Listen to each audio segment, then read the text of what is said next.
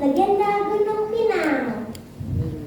Di pesisir Teluk Banten, hiduplah seorang janda tua dengan anak laki-lakinya yang bernama Dampu Awang. Semenjak kematian sang ayah, mereka berdua harus bekerja keras mencari kerang di pantai. Ketika sedang mencari kerang di pantai, Dampu Awang tiba-tiba berdiri menghampiri ibunya. "Bu, aku bosan hidup seperti ini terus. Tiap hari mencari kerang, panas tahu Bu." "Kenapa sih Dampu? Sabar ya nak. Aku ingin merantau deh Bu ke negeri Malaka supaya kita kaya dan bangun rumah mewah di sini." "Sudahlah Dampu, kamu banyak menghayal. Menghayal kamu ketinggian. Ibu tidak akan mengizinkanmu pergi nak. Ibu sampai siapa kalau kamu pergi?" "Ih ibu, masa ibu gak ngerti sih yang aku mau?" Akhirnya Dampu Awang pun pergi meninggalkan ibunya, lalu bersandar di bawah pohon sambil memandangi langit. Tanpa disadarinya, ibunya sedang memandangi Dampu Awang dari kejauhan. Ibunya tak kuasa membendung air matanya karena telah mengecewakan anak satu-satunya. Keesokan paginya, ibu Dampu Awang menghampiri Dampu Awang yang baru saja terbangun. "Dampu anakku, kenapa Bu? Bukannya ibu tak mengizinkanmu pergi nak, tapi ibu takut kalau kita tak akan bertemu lagi." "Ibu jangan khawatir lah Bu, setelah Dampu berhasil, Dampu akan pergi kembali ke sini menemani ibu." "Ya sudah nak, tapi kamu harus berjanji ya, pulang secepatnya." Dampu pun bahagia mendengar perkataan ibunya. Ia pun langsung berlari memeluk ibunya sambil mengatakan terima kasih. Lalu ibunya pun mengatakan bahwa ada kapal yang menuju ke negeri Malaka. Ibu Dampu Awang menyuruh Dampu Awang untuk menemui Teku Abu Mansyah, pemilik kapal itu. Tidak lama kemudian, Dampu Awang pergi ke pelabuhan untuk menemui Teku Abu Mansyah dan menyampaikan permohonannya untuk ikut ke negeri Malaka. Namun, dia tidak mempunyai ongkos untuk membayar kapal. Ia mengatakan bahwa akan membayar ongkos dengan tenaga. Melihat ketulusan Dampu Awang, Teku Abu Mansyah pun mengiyakan permohonannya. Dan keesokan paginya, Dampu Awang dan ibunya pun pergi ke pelabuhan. "Anakku Dampu, rawatlah burung perkutut ini ya nak. Namanya si Ketut. Dia mahir mengirim surat. Kamu jangan lupa mengirim ibu surat ya nak." "Baik Bu, Dampu akan mengirim ibu surat setiap awal bulan purnama." Setelah menyalami ibunya, tidak lama kemudian Dampu Awang terlihat di atas anjungan kapal. Bu, Ibu, Dampu pergi ya Bu." "Iya nak, hati-hati ya nak. Jangan lupa kembali ya nak." "Iya Bu, dadah Bu."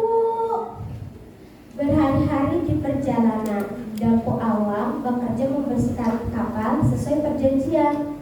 Tanpa disadarinya, Teku Abu Mansyah memperhatikan gerak-gerik Dampu Awang.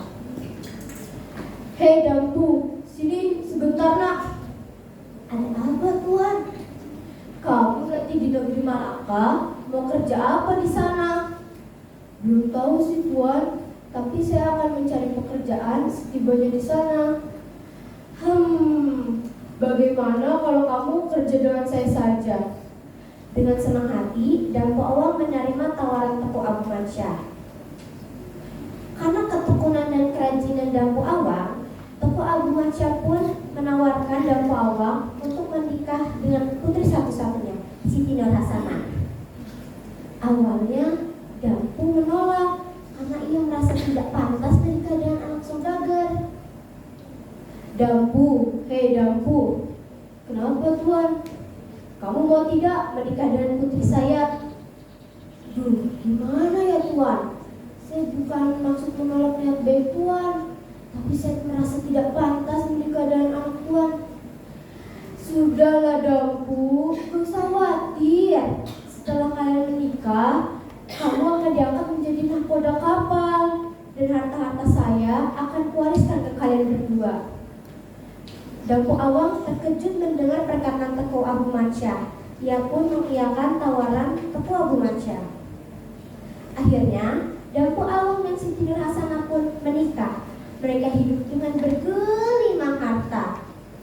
Beberapa bulan kemudian, ayah Siti Nurhasanah meninggal dunia. Harta-harta Teku Abu Mansya pun diwariskan ke Dampu Awang dan Siti Nurhasanah. 5 tahun berlalu. Timbullah rasa kerinduan Dampu Awang dengan kampung halamannya. Ia pun memberitahu kepada istrinya, dan istrinya pun mengiyakan ajakan Dampu Awang. Berhari-hari mereka berdua mengarungi lautan yang sangat luas, hingga akhirnya mereka pun tiba di pesisir Teluk Banten.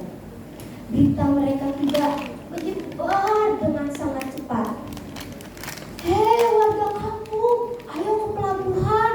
Ada kapal besar dan megah di pelabuhan.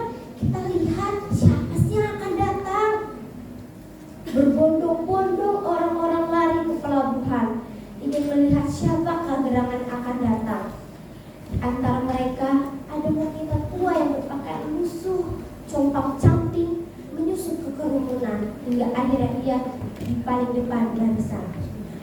Awalnya wanita tua itu berpikir, apakah pemilik kapal ini anakku ya Dampu Awang? Awalnya ia ragu, tapi setelah melihat burung perkutut yang bertengger di pundak pemuda itu, ia pun langsung yakin bahwa anak pemuda itu adalah anak yang Dampu Awang. Dampu, anakku, Dampu, akhirnya kamu pulang juga nak. Ibu rindu sama kamu Dampu. Kakanda, ada wanita tua yang mengaku sebagai ibu Kakanda. Dia bukan ibuku. Ibuku sangat cantik dan kaya raya, tidak seperti wanita tua itu yang berpakaian lusuh dan bermuka sumringah. Tapi Kakanda, sudahlah, jangan dihiraukan. Ibu Dampu Awang bagai tersambar petir di siang hari. Ia pun langsung bersimpuh dan berdoa, ya Tuhan, kalau dia bukan anakku Dampu Awang, biarkanlah dia pergi. Tapi kalau dia anakku, berikanlah dia pelajaran yang menyakiti hati ibunya. Hingga akhirnya mereka berdua pun meninggalkan pesisir Teluk Banten. Seketika itu, apakah yang terjadi?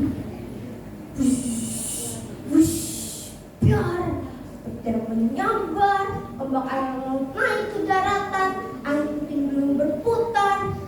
Tiba-tiba, si ketut dapat berbicara. Aku hilang, ibu Dampu Awang, aku hilang. Bukan, dia bukan ibuku. Ibuku tidak seperti wanita tua itu.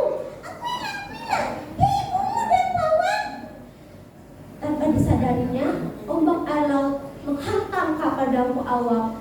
Ibu, ini anakku ibu, tolong aku ibu, maafkanlah. Namun apa yang sudah terjadi, nasi telah menjadi bubur. Kapal Dampu Awang terlempar ke arah selatan dan jatuh terlumpur. Konon katanya, kapal itu menjelma menjadi gunung yang bernama Gunung Pinang. Pesan moral yang dapat kita ambil dari kisah ini ialah sayangi dan hormati orang tua kita selagi mereka masih hidup. Kalian jangan seperti Dampu Awang ya, yang tidak mengaku